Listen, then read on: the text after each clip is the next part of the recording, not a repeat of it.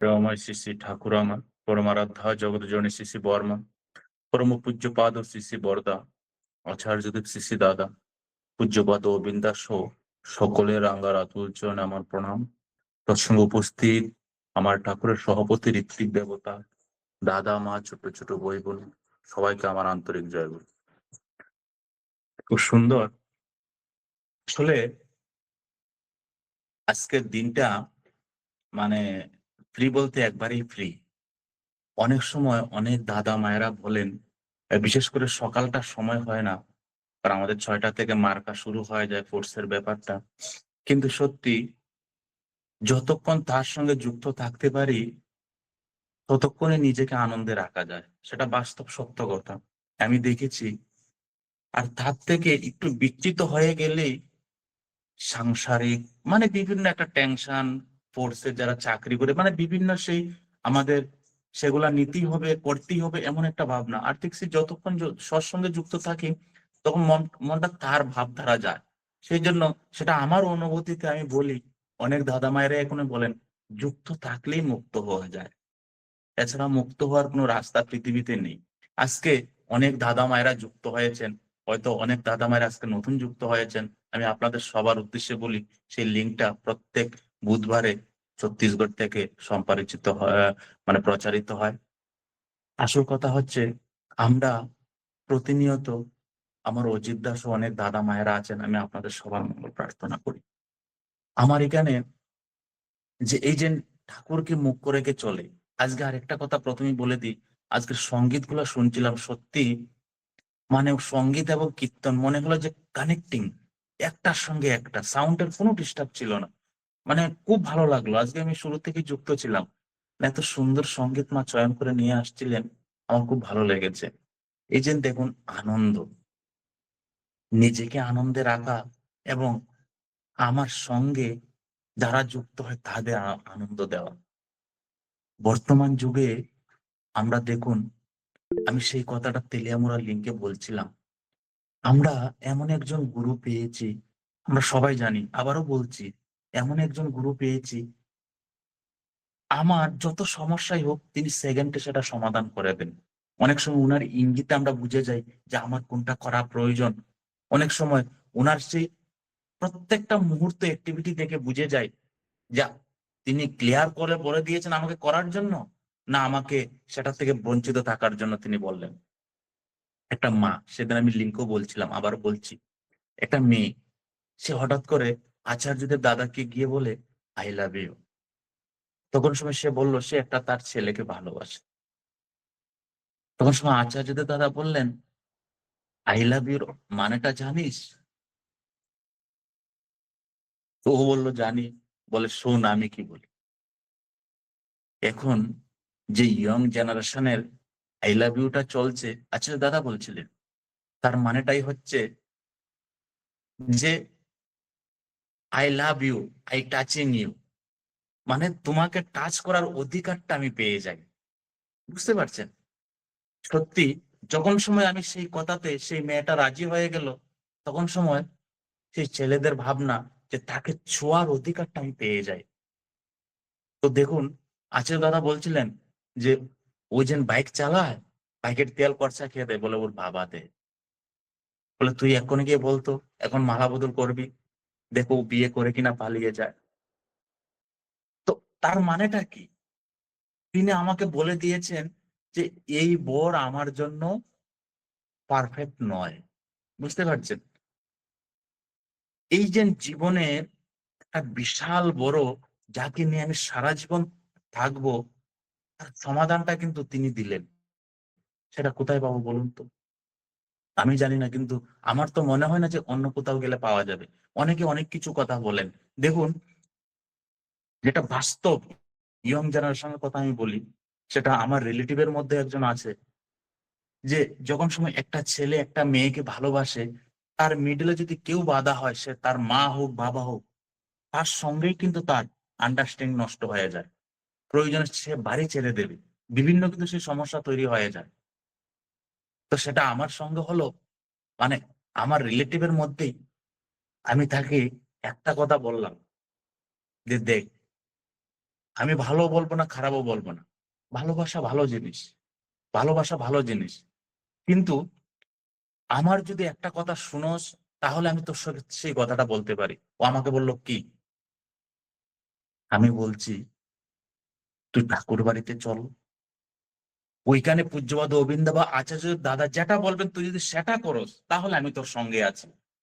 আচার্যদেব দাদা বা পূজ্যবাদ গোবিন্দা যদি বলেন হ্যাঁ, তাহলে যত বাধাই হোক আমি তোর সঙ্গে আছি। যদি ওনারা যদি ওইখান থেকে যে এমন কোনো ইঙ্গিত দেন যে সে বিবাহ হবে না, তাহলে কিন্তু সবাই সঙ্গে থাকলে আমি তোর সঙ্গে নেই। ও বলল ঠিক আছে, আমি রাজি আছি। তো যখন কিছু কিছু জিনিস আমাদের মধ্যে আসে, সেটাকে যেন আমরা নিজেরা সমাধান দিতে না যাই। আমার কেন্দ্রবিন্দু ঠাকুর বাড়ি আছে, কারণ তিনি আমার ভবিষ্যৎ জানেন।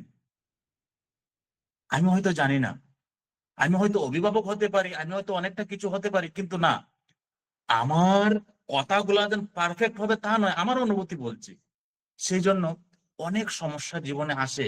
আমি মনে করব সেই সমস্যার সমাধানটা যদি ঠাকুর বাড়িতে দিয়ে যান, তাকে যদি ঠাকুর বাড়ি নিয়ে যেতে পারেন, তাহলে ওইখান থেকে যখন সেটা করবে, তাহলে জীবনটা পারফেক্ট।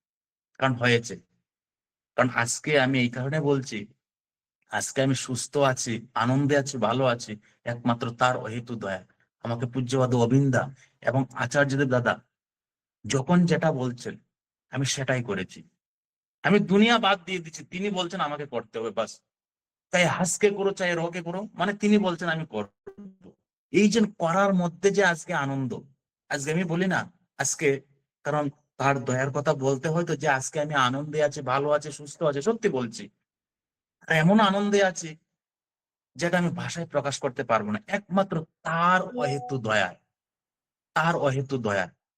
সেটা এমনও হয়েছে, অনেকের দাদার কাছে নিবেদন করে না, যদি দাদা যদি বিয়েটা না করেন, সত্যি বলছি, বলুন তো আমাদের মেন্টালিটিটা কিরকম। যিনি দিন দুনিয়ার মালিক তিনি তো ভালোর জন্য বলবেন, অথচ আমরা সৎসঙ্গী। আগে আমাকে ঠিক হতে হবে। আমি যদি আপনার দিকে একটা উংলি করি, চারটা উংলি কিন্তু আমাকে দেখছে যে অজয় তুই কতটুক করছিস, আমি কতটুক হতে পেরেছি। আর সৎসঙ্গ জগৎটা হচ্ছে প্র্যাকটিক্যাল, আগে আমাকে করতে হবে। কথা কবি গুড়ের মতন লেপ্টে রবি গায়, আমাকে গুড়ের মতন কথা সেই মুখে মিষ্টি নিয়ে আসতে হবে। আমি যদি বলি আমি খুব স্পষ্টবাদী, আমার স্পষ্ট কথায় আপনার মনে ব্যথা লাগলো, আমার ঠাকুর কি বললেন, স্পষ্টবাদী হোক কিন্তু মিষ্টভাষী হোক। আমি স্পষ্ট কথাটা বলবো, সেটা কিন্তু মিষ্ট করে বলতে হবে, না হলে আমার এই স্পষ্ট কথার কোনো ভ্যালু নেই। আমি স্পষ্ট যতবাদী হই, আমি আমার কথা বলছি। এই যে প্রত্যেকটি কথা, প্রত্যেকটি জিনিস তিনি কেন দিয়েছেন, আমার জন্য দিয়েছেন। আমি যেন সঠিকভাবে তাকে নিয়ে চলতে পারি, সঠিকভাবে তাকে নিয়ে চলতে পারি। আমি আলাপ আলোচনা করছি, আমি কাউকে বলছি না, কারণ কাউকে বলা এবং জ্ঞান দেওয়ার সেই শক্তি আমি এখনো অর্জন করতে পারছি না। প্রত্যেকটা দাদা মায়েরদের কাছ থেকে আমি শিখি, আমি জানি, আমি শিখি, আমি সর্বদা জানি। কারণ আজকে আমাদের সেই আচার্যদের দ্বারা পূজ্যবাদ অবিন্দা বলুন তো, ছোট ছোট ছেলে মেয়েরা তারা কি সুন্দর অবিন্দা অবিন্দা করছে বলুন তো। মানে এই যে কলেজে পড়ে মেয়ে, স্কুলে পড়ে তাকে বিভিন্ন এক রাজ্য থেকে অন্য রাজ্যে পাঠিয়ে দিচ্ছে, মা বাবার মধ্যে কোনো শঙ্কা নেই, ভয় নেই, তাকে ঠাকুরের সঙ্গে যুক্ত করিয়ে দিয়ে, সত্যি এই যে আমাদের ভয়টা চলে যায়। না হলে আমার মেয়েটা যদি যদি আধা ঘন্টা লেট হয়ে যায়, আমাদের মা বাবার মনে একটা সন্দেহ থাকে, একটা শঙ্কা চলে আসে, আমার মেয়েটা আসতে পারবে কি না। কিন্তু যারা সৎসঙ্গে ডিপিআর কে করছে, তারা সকাল থেকে বিকাল রাত্রে অব্দি বাইরেই থাকে, কিন্তু আমাদের মা বাবার মধ্যে কোনো সন্দেহ নেই, কোনো শঙ্কা নেই। এই যে নিশ্চয়তাটা একমাত্র আমরা ঠাকুরকে ধরে পেয়েছি। আর বর্তমান যুগে যারা ঠাকুরের সঙ্গে যুক্ত নেই, তারা ভালো নেই। সেটা আমার ক্ষুদ্র অভিজ্ঞতা বলছে, তারা ভালো নেই। হয়তো তারা বলতে পারছে না, তারা বলতে পারছে না, আই এডুকেটেড, অনেক বিশাল বড় জায়গাতে আছে, কিন্তু তারা জীবনটাকে না উপভোগ করতে পারছে, না তারা মুখ খুলে বলতে পারছে। কিন্তু আমরা যারা সৎসঙ্গী আছি, আমাদের খাওয়ার পর আর কিছু হোক চাहे না হোক, কিন্তু আমরা মন খুলে বলতে পারি। আর সেটা ভিতর থেকে আসে যে তাকে নিয়ে খুব আনন্দে আছি। সত্যি বলছি, আমার দাদা মা, যেহেতু আমি ফোর্সের মধ্যে আছি, আমার বিভিন্ন দাদাদের সঙ্গে কথা হয়, দেখা হয়, তারা ভালো নেই।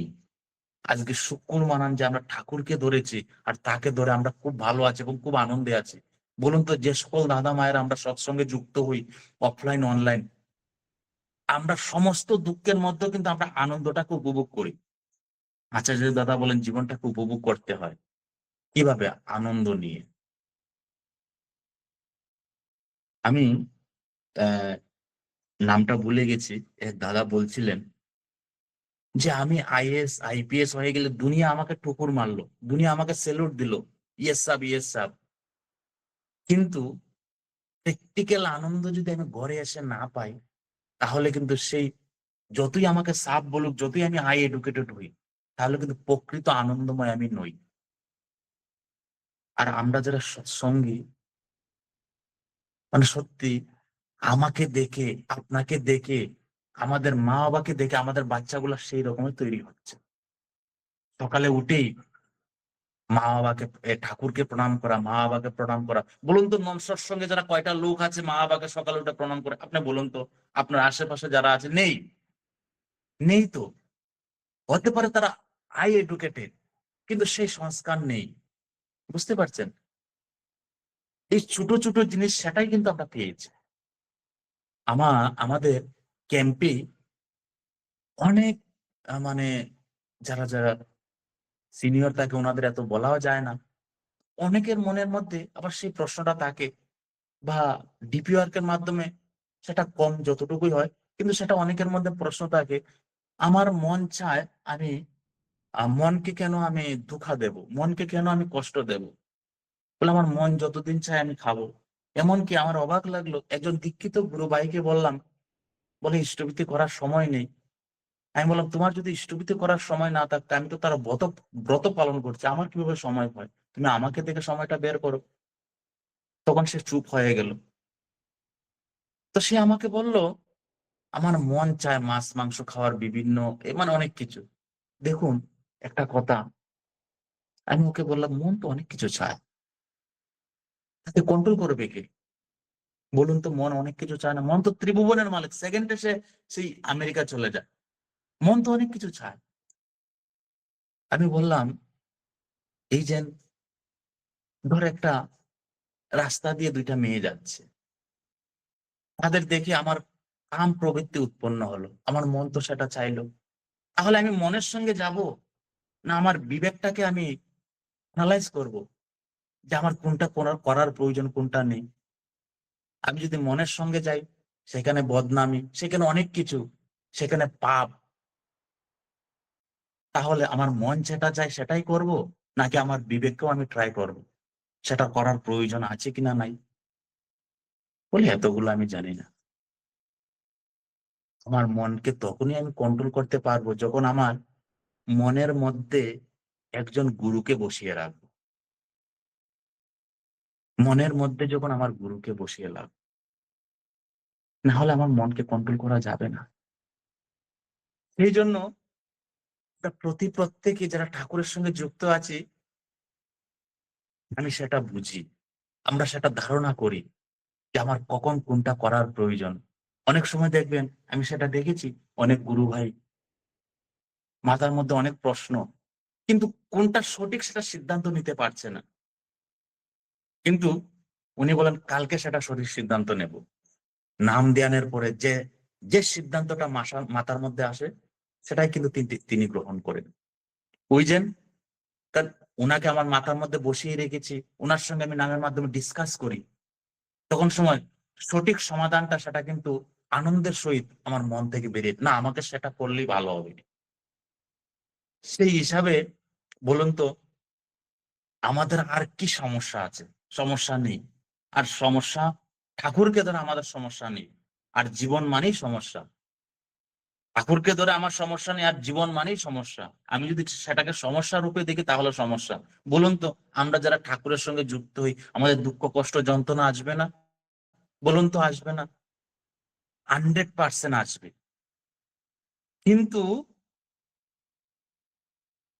সেটাকে আমি যদি মনে করি যে না আমি ঠাকুরকে ভালোবাসি, সে আমার দুঃখ কষ্ট যন্ত্রণা আসবে না, তাহলে সেটা হতেই পারে না যে আমার দুঃখ কষ্ট যন্ত্রণা আসবে না। আমার জীবনের ঘটনা আমি অনেকবার বলেছি আপনাদের কাছে, কারণ কতবার বলবো। আজকে আমি যেই জায়গাতে ছিলাম, সেই জায়গাতে একটা ফোর্সের মেম্বার, সে সঠিক ঠাকুরের জগতে আসতে পারে না। সেটা 110% আমি বলছি, আসতে পারে না। সেটা কোনো কলমেই নেই। যারা বলে দীক্ষা নিয়ে ইষ্টভীতি করতে সময় নেই, তো তারা এই জায়গাতে আসবে কিভাবে? বুঝতে পারছেন? আমি বেশিরভাগ যাদের সঙ্গে আমার দেখা হয়েছে, হুম, বিশেষ করে, তো আমি সেটাই বলি, অনেকে ইষ্টভীতি গ্রহণ করেছে, এই যে মেন্টালিটিটা, সেটা আসবেই না। আসল কথা হচ্ছে প্রত্যেকটা জিনিসের একটা মাধ্যমের প্রয়োজন। আজকে আমি বলি, আমার কলকাতা বেলগড়িয়ার একজন পরিতোষ পাল দাদা আছেন, উনি আমার সেই রাস্তাটা এইভাবে মোড় ঘুরিয়ে দিয়েছেন। অথচ সেই সময়েও আমি তার ব্রতধারী ছিলাম। অনেক সময় আমাদের বৃত্তি প্রবৃত্তির নেশায় এমন ভাবে অ্যাটাক করে ফেলে না, তখন আমি ভাবতে পারি না যে আমার কোনটা করার প্রয়োজন, কোনটা করার প্রয়োজন নেই। আর একটা কথা বলি, ক্ষুদ্র অভিজ্ঞতা, স্বপাকে যারা রান্না করে খায় না, সত্যি তারা যে কোন লেভেলে পৌঁছে যায় সে ভাবতে পারবে না। কারণ আমি এই কারণে বলছি, আমার মেন্টালিটিটা খারাপ হওয়ার কারণটা হচ্ছে যে যারা ভাত রান্না করতো, অনেক সময় মধ্যে মধ্যে ডিউটির ব্যস্ততার মধ্যে আমি সময় পেতাম না, তাদের হাতের ভাতের রান্নাটা খেয়ে নিতাম, শুধু সবজিটা রান্না করতাম, কিন্তু নাম জ্ঞান তেমন ভাবে করতে পারতাম না। কিন্তু এই আমার শ্রদ্ধে পরিতোষ দা যখন আমাকে বললেন যে তুমি স্বপাকে রান্না শুরু করো, তখন সময় সেই স্বপাকে রান্না শুরু মানে এই শুরু যখন করেছি, আলু সিদ্ধ যা পেয়েছি, আমি 6.5 মাস আলু সিদ্ধ ভাত খেয়েছি, আমার কোনো অসুবিধা হয়নি। তারপর ধীরে ধীরে ধীরে ধীরে তাকে একটু বুঝতে শিখেছি। প্রাণ যায় পর বচন না যায়, তোমারই দয়ায় লোভিটি যেন সকলে পেয়েছে, আমি সেটা আমি মন থেকে বুঝতে পেরেছি। আমার সেই অফিসারকে আমি বলেছিলাম, আমার পিছনে লেগেছিল, मैं डिसमिस चला जाऊंगा लेकिन मेस में नहीं खाऊंगा, मैं डिसमिस चला जाऊंगा मेस में नहीं खाऊंगा। সেটা নিয়ে আমার বড় হাই লেভেল অব্দি পেশি হয়ে গেছিল। আমাকে সেখানে প্রশ্ন করা হয়েছিল, तू किसको पकड़ के रखता है भाई? मैं बोला, मैं परम प्रेम श्री ठाकुर अनुकूल चंद्र जी को पकड़ के रखा हूँ। बोला कोई तो बीवी बच्चा, कोई अपना जमी जायदाद उसी के लिए डिसमिस जाना चाहता है। मैं बोला मेरा ठाकुर जी के लिए मैं डिसमिस जाना चाहता हूँ, लेकिन मेस में नहीं खाऊंगा। তিনি আমাকে বললেন, জিলে তো আপনার জিন্দেগি। বাহ, সত্যি, মানে কি বলবো, তার দয়া। আমরা রাজি থাকলেই হয়তো, রাজি থাকলেই হয়, সেটা আমার নিজের জীবনে আমি দেখেছি। আমি অনেক সময় বলি না, সেটা বাস্তব সত্য কথা বলি, আমার দাদা মা, আমার মিষ্টি কথা, আমি ভিডিও অন করে কথা বলছি সুন্দর সুন্দর, তাতে ঈশ্বর প্রাপ্তি হবে না যতক্ষণ প্র্যাকটিক্যাল সেটা আমার চরিত্রগত আমি অ্যাপ্লাই করতে না পারবো। সেটা আমার চরিত্র নিজেকে দিয়ে অ্যাপ্লাই করতে হবে, আমাকে নাম ধ্যান করতে হবে, 45 মিনিট থেকে যেন 1 মিনিট কম না হয়। নাম ধ্যানের মাধ্যমে ধীরে ধীরে ধীরে ধীরে বোঝা যায় যে আমার কখন কোনটার প্রয়োজন। দেখবেন, নাম ধ্যান না থাকলে অনেক সৎসঙ্গী আছে, সেকেন্ডে তারা রাগান্বিত হয়ে যায়। বলুন তো, আমিও রাগান্বিত হই, হই না যে তা নয়, কিন্তু ধীরে ধীরে কন্ট্রোল করতে শিখেছি। তো আমি তো বলি, বলুন তো, যে প্রত্যেক দিন যে আমি অক্রোধী, আমি অমানি, আমি নিরস, আমি অক্রোধী, আমি অক্রোধী, আমার কোনো ক্রোধ নেই, তাহলে আমার রাগ এসেছে, তার মানেটা কি? হয়তো আমি সেটা সংকল্পটা সঠিকভাবে পাঠ করি না, তো পাঠ করেছি, গো বিটিং করেছি ঠাকুরের সঙ্গে, যে গো বিটিং এর কোনো মাপ নেই। আমার ঠাকুর বলে সবকিছুর মাপ আছে, গো বিটিং এর কোনো মাপ নেই। তাহলে আমি জেনে শুনে এমন কাজ করছি, তার কাছে কোনো মাপ নেই। আমার কথা বলছি, কারণ আমার তো ভুলে ভরা জীবন, তাই ঠাকুর ধর আমার কথা বলছি অনলি। আমরা প্রত্যেকেই যারা ঠাকুরের সঙ্গে যুক্ত আছি, আমি যদি সেটা অ্যানালাইজ করি যে আমি আজকে সকালে যতটুকু বললাম সেটা আমি করতে পেরেছি তো, আপনি করুন চাই না করুন সেটা আপনার ব্যাপার, কারণ যার যেমন ভাব তার তেমন লাভ। আপনার ভাব অনুযায়ী আপনার লাভ হবে, আমার ভাব অনুযায়ী আমার লাভ হবে। আমি যদি আমার নিজেকে প্রশ্ন করি যে আমি কতটুকু করতে পেরেছি, তখন সময় সত্যি ধীরে ধীরে ধীরে ধীরে নিজেকে ডেভেলপ করা যায়। কারণ প্রধান আচার্যদেব শ্রী শ্রী বরদা বলেছিলেন সমস্ত বাণীগুলো আমার জন্য, আমার জন্য, আমার জন্য। আমি কতটুকু পালন করলাম বুঝতে পারছেন? তো অনেক সময় ভাবি না কোনো জ্ঞান আছে, না কোনো ভক্তি আছে, না কথায় ভালোবাসা, না মিষ্টতা, কিন্তু আপনাদের মতন দাদা মায়েদের সঙ্গ পেয়েছি, সেটা জীবনে বিশাল একটা প্রাপ্তি, বুঝতে পারছেন? না হলে একটা ফৌজি মানুষকে আমি দেখেছি বেশিরভাগ, সে তার ভাবেই দুনিয়াতে আছে, তার ভাবেই ভাবিত আছে। আমাদের প্র্যাকটিক্যাল আনন্দের সঙ্গে সে যুক্ত আছে, যেটা ফোর্সের ক্ষেত্রে হয়। আজকে তার সঙ্গে যুক্ত হয়ে আমি সেটা বুঝতে পেরেছি যে আমার প্র্যাকটিক্যাল আনন্দটা কি, আমার প্র্যাকটিক্যাল আনন্দটা কি। সর্বদা সত্যি আজকে তার অহেতু দয়ায়, আচার্যদেব দাদার আশীর্বাদে আমি এমন একজন সহধর্মিণী পেয়েছি, সে সর্বদা আমাকে এগিয়ে নিয়ে যাচ্ছে, সর্বদা আমাকে এগিয়ে নিয়ে যাচ্ছে।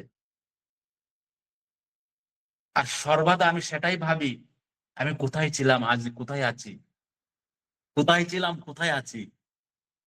আমি এটা ভাবি অনেক সময়, বুঝতে পারছেন? কিন্তু তিনি পারেন, আমার দাদামা তিনি পারেন, সেটা আমার জীবন দিয়ে আমি দেখেছি, তিনি পারেন। শুনবেন সবের কথা, যা আপনার হৃদয় বিস্তারে সাহায্য করে সেটাই করবেন। লোকের কথায় কোনোদিন পা বাড়াবেন না, কারণ লোকে আপনাকে জন্মগ্রহণ করেনি, আর মৃত্যুর সময় লোককে নিয়ে যাবেননি। সর্বদা পরম পিতার যে কন্টাক্ট সেটাকে ফলো করার চেষ্টা করবেন, যত যাই কিছু সমস্যা আসুক। আমরা বলি না অনেক সময় যে অনেকে, আমি দেখেছি আমাদের মন্দিরে একজন আমার বাবার সঙ্গে ছিল, বাবা তো নেই, উনি মন্দিরে আসেন না, তো আমি বলেছি, তারপর হয়তো আসা শুরু করেছে। অথচ কট্টর সস্তানি উল্টা লোক, বহু বছর ধরে সস্তানি উল্টা পালন করে, সস্তানি ব্রত পালন করে। ওই যে নাম ধ্যানের কমি হলে কিন্তু সমস্যা চলে আসে, বুঝতে পারছেন? সেটা কিরকম? ধরুন বিশাল বড় একটা জাহাজ, তার মধ্যে সেই জাহাজটাকে ডোবাতে যদি হয় আপনার কিছু করতে লাগবে না, আর যে কোনো একটা নিচের অংশে একটা সুইয়ের মতন একটা ছিদ্র করে দিন, একটা সময় সেই পুরো জাহাজটা জলের নিচে চলে যাবে। হতে পারে বিশাল বড় জাহাজ, একটা সুইয়ের মতন সুরাগ হতে পারে, কিন্তু সেই সুইয়ের মতন সুরাগটাকে কিন্তু অত বড় জাহাজটাকে জলের নিচে ডুবিয়ে দেবে। আমরা ঠাকুরকে নিয়ে চলার চেষ্টা করি, আমার জীবনে সুইচ থেকে সুইচ ছোট ছোট ত্রুটিগুলা যেন না আসে। আর সমস্যাটাকে ফুলফিল করা যায় একমাত্র নাম দেওয়ার মাধ্যমে, নিজেকে সেটা সম্পূর্ণভাবে অ্যানালাইজ করা যায়। দেখুন, শুদ্ধ আহার ছাড়া শুদ্ধ চিন্তা ভাবনা কখনো আসবে না আমার দাদা, আমি বাস্তব কথা বলছি। শুদ্ধ আহার ছাড়া শুদ্ধ চিন্তা ভাবনা আপনার মধ্যে আসবেই না, আপনি যতই আপনি চেষ্টা করুন, আসবে না, আসবে না। আমি যখন আমি যখন মদ খেয়েছি তখন আমি মাতলামি করেছি, ঠাকুরের কথা আমার মনে আসেনি, আমি সত্যি কথা বলছি। আমি বলি না আমার জীবনের ইতিহাস, আমি যখন সেই ফোর্সের আনন্দে ছিলাম, আমি যখন এগুলা নিয়ে খেতাম, তখন আমি সেই আনন্দেই ছিলাম, আর সেই মেন্টালিটি আমার মাথার মধ্যে ছিল। আর সম্পূর্ণটা যখন আমি সেই সপাকে রান্না শুরু করেছি, নিজের হাতে রান্না খাওয়া শুরু করেছি, তখন ধীরে ধীরে ধীরে ধীরে আমি বুঝতে পেরেছি যে আমার কোন রাস্তা দিয়ে যাওয়ার প্রয়োজন, কোন রাস্তা দিয়ে যাওয়ার প্রয়োজন নয়। না হলে সেটা কি হবে জানেন? শুধু আমি কথা বলছি, আমি কথার সাগরেই ভেসে গেলাম। শুধু মুখের কথায় যায় না পাওয়া মানুষ ভগবান। আমার কথায় আমি তাকে আস্বাদন করতে পারবো না। তিনি আমার কাছে কি চান? তাকে উজাড় করে হয় যে দিতে তন মন প্রাণ। আমার যা কিছু আছে প্রভু সব তোমার, আমি কিছু চাইও না, আমার কিছু প্রয়োজন না, আমার শুধু তোমাকে প্রয়োজন। বুঝতে পারছেন? একদম স্যাম্পল সা পান্ডা, প্রভু আমি তোমাকে চাই, তোমাকে চাই, তোমাকে চাই। আমি আমার বউকে বলি, কি বলি জানেন? আমি বলি দেখো তুমি আমাকে খুব ভালোবাসো ঠিক আছে, কিন্তু সেটা যেন ঠাকুরের চেয়ে কম হয়, না হলে জীবনটা একদম কন্যা হয়ে যায়, বুঝছো? আমি তো ফৌজি মানুষ, কখন কি হয় কোনো অসুবিধা নেই, কিন্তু আমাকে যতটুকু ভালোবাসো তার থেকে বেশি ভালোবাসা যেন ঠাকুরের সঙ্গে থাকে। তাহলে একা আসছো তুমি একা যাবে, আমিও একা আসছি একা যাব। এগুলো তো একটা সংসার, মানে একটা বাজারে আসছি তো, বাজার করার জন্য আসছি তো, বাজার শেষ, মানুষগুলো সব খালি। একটা সংসারটা হচ্ছে আমাদের বাজার। তিনি জন্মের আগেও ছিলেন, মৃত্যুর পরেও থাকবেন, মিডলে আমাকে ছেড়ে দিয়েছেন। আমাদের গ্রামে গঞ্জে অনেক সময় গরু চড়াই না, সে গরুকে ছেড়ে দেই, তিনি আমাকে সেভাবে ছেড়ে দিয়েছেন, যা এবার তোর পালা। এটার মধ্যে আমি কতটুকু থাকে নিয়ে চলতে পেরেছি, সেটা হচ্ছে আমার সাধনা, বুঝছেন? সর্বকিছু মেনটেন করে। অনেক সময় অবাক লাগে যে কিছু করি না, কিছু পারি না, কিছু বুঝি না। আপনারা এত গুণী মানী ব্যক্তিত্ব দাদা মায়েরা আছেন, ঠাকুরের কত, ঠাকুরের সঙ্গে যুক্ত, ঠাকুরকে নিয়ে চলেন, কত সুন্দর কথা বলেন, আপনাদের ব্যবহার। কিন্তু আমি তো কিছুই করি না, তারপরে তিনি আমাকে এত দয়া করেন। আর সত্যি আমি যদি প্রকৃত আপনাদের মতন হতে পারতাম, আরো কি না দয়া পেতাম, সত্যি ভাবি, আমি মনে মনে সেটা ভাবি। মানে কি বলবো সত্যি, আমি প্রথমেই বলছি না, যে যাই কিছুই বলুক, ঠাকুর ছাড়া সে প্রকৃত আনন্দ থাকতেই পারবে না। হয়তো আজকে আনন্দে আছে, কালকে নেই। ওই বললাম না, হাই সোসাইটি তারা বলতে পারছে না। আমরা সর্বদা একটা করারই চেষ্টা করি, যেন আমার মাধ্যমে যেন একটা মানুষ যেন সে সৎ চিন্তায় নিমজ্জিত। আমরা যারা গুরু ভাই গুরু বোনরা আছি, বলুন তো, আমরা যারা গুরু ভাই গুরু বোনরা আছি, আমাদের মেন্টালিটি তার জন্য ভালো হয়, তার জন্য ভালো হয়। সর্বদা তার জন্য আমরা প্রার্থনা করি, চেষ্টা করি। আজকে অনলাইনের মাধ্যমে 5 লাখ 7 লাখ একজনকে একজন আমরা সাহায্য করছি, কোনো স্বার্থ নেই। বলুন তো সেটা সম্ভব? আজকে ঠাকুরকে ধরে কিন্তু সেটা সম্ভব। ঠাকুরকে যদি না ধরতাম তাহলে সেটা সম্ভব হতো না। আবারও বলি, তোমারই দয়ায় লভিছি জনম সকলই পেয়েছি আমি। আমি যা কিছু আজকে পেয়েছি সব প্রভু তোমার দয়ায় পেয়েছি। সেটা যেন আমরা না ভুলি। আমরা সেই সংসার, বাড়ি, গাড়ি, টাকা পয়সা, তার তার চক্করে জীবন কন্ডাম। হম। তার চক্করে জীবনটা চলে যায়। বুঝতে পারছেন? অনেককে বলি, বলে সময় নেই, আমার মেয়ের পরীক্ষা, ছেলের পরীক্ষা। সেই মেয়ে ছেলের পিছনে সারা জীবন করলাম, তারপরে কি হয় বুঝতে পারছেন? আজকে বৃদ্ধাশ্রমের সংখ্যাটা বাড়ছে। বলুন তো কেন? ওই যে ঠাকুর ছাড়া আমার কাছে সব আছে, আমার ছেলে আমার মেয়ে, তো আমার ছেলে আমার মেয়ে সেই বৃদ্ধাশ্রমে আমার ঠাঁই হয়। আমার বলতে যে ঠাকুর, সেটা তো আমি ভুলে যাই। বুঝতে পারছেন? আজকে দেখবেন গুগলে বা ইউটিউবে সার্চ করে বৃদ্ধাশ্রমের সংখ্যা কিন্তু বাড়ছে। আর আমরা যারা ঠাকুরের সঙ্গে যুক্ত আছে, আমরা সেটা ভাবি, মাতৃভক্তি অটুট যত, সেই ছেলে হয় কৃতি তত, পিতায় শ্রদ্ধা মায়ের টান, সেই ছেলে হয় সাম্য প্রাণ। আমরা সেটা ধীরে ধীরে বুঝতে শুরু করি। সময় হয়ে গেছে, আপনারা সবাই ভালো থাকবেন, সুস্থ থাকবেন। এবং আমি একটা কথাই বলবো, আমার আজকে বলাতে যতগুলা ভুল হয়েছে সেটা আমার, যদি একটি কথাও ভালো হয় তাহলে সেটা গ্রহণ